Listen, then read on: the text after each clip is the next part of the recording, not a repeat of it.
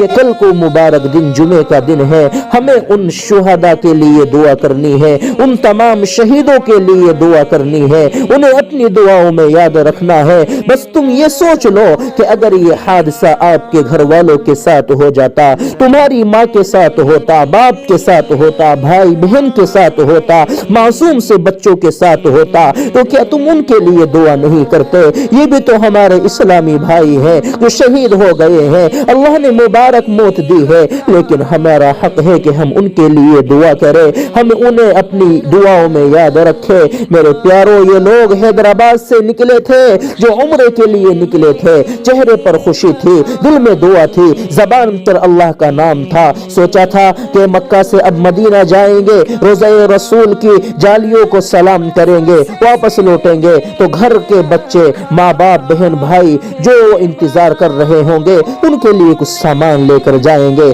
لیکن قسمت نے وہ تحریر لکھ دی رکھی تھی جس نے پورے تلنگانہ کو حیرت میں ڈال دیا۔